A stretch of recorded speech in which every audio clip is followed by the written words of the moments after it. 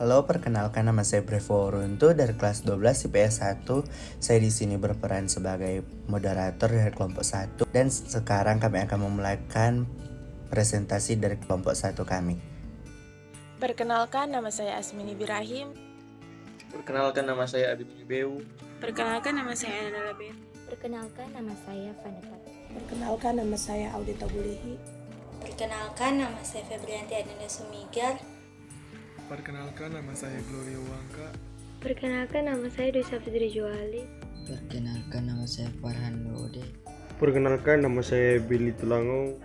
Perkenalkan, nama saya Dewa Gamis. Perkenalkan, nama saya Jessica Gio.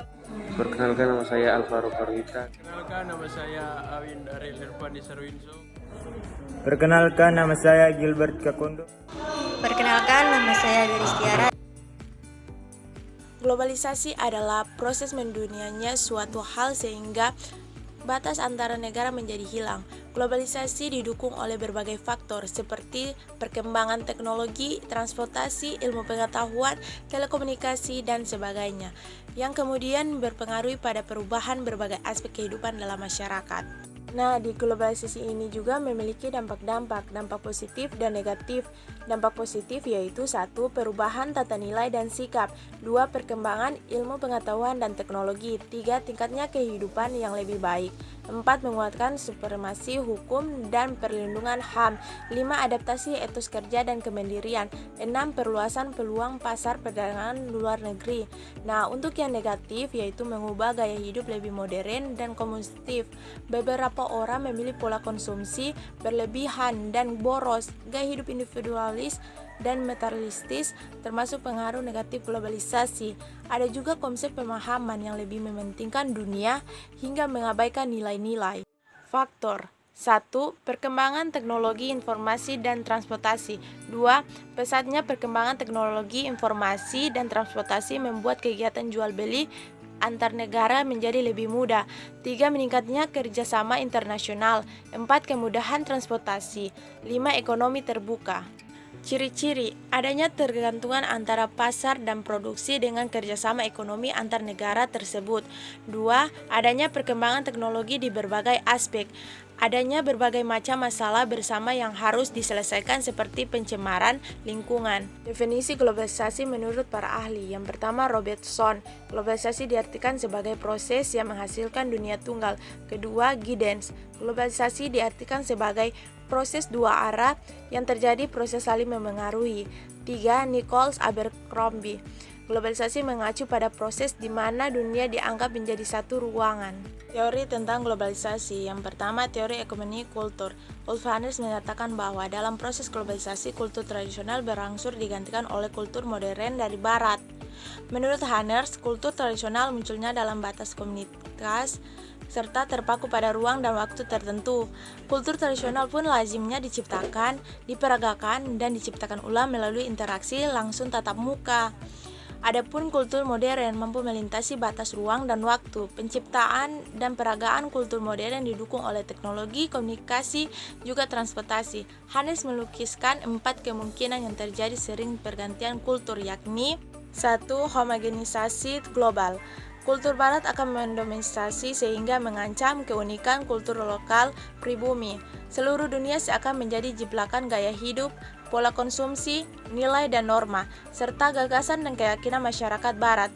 2. Kejenuhan. Secara perlahan dan bertahapan, masyarakat di sepenjuru dunia akan menyerap pola kultur barat hingga menjenuhkan mereka.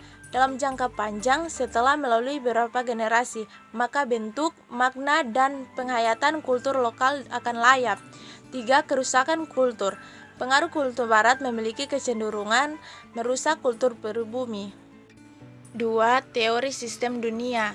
3 tahap utama perkembangan peradaban manusia, yakni A. Tahap sistem mini. Pada tahap sistem ini, unit-unit ekonomi dalam masyarakat relatif kecil memenuhi kebutuhan sendiri dengan pembagian kerja internal menyeluruh dan dengan kerangka kultur tunggal. Tahap ini menonjol ketika masyarakat masih berburu dan mengumpulkan makanan dari hutan, berlanjut hingga masyarakat sudah mengenal pertanian dan perkebunan. B. Tahap kekaisaran dunia. Kesatuan ekonomi telah jauh lebih besar dan menyeluruh, menggabungkan sejumlah besar sistem mini sebelumnya. Landasan perekonomian adalah sektor agraris. Perekonomian dikoordinasikan oleh kekuatan militer dan kekuasaan politik, disertai pemerintah yang kejam, pajak tinggi, serta wajib militer.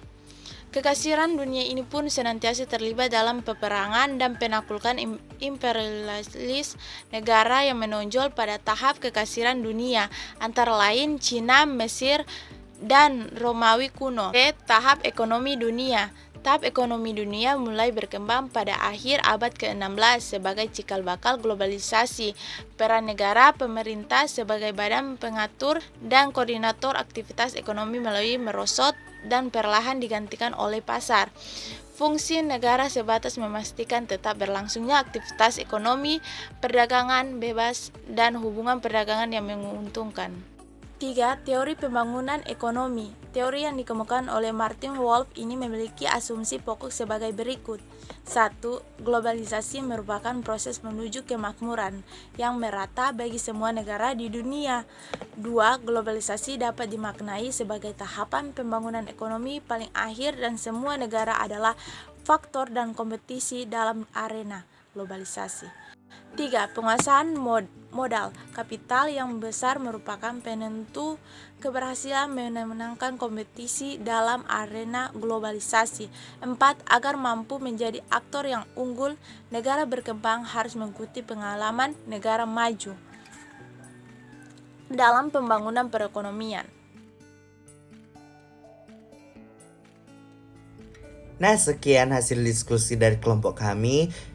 Dan kami harap semoga apa yang kami telah presentasikan kalian para pendengar dapat mudah dimengerti dan mudah dipahami untuk menjadi bahan pelajaran ke depannya.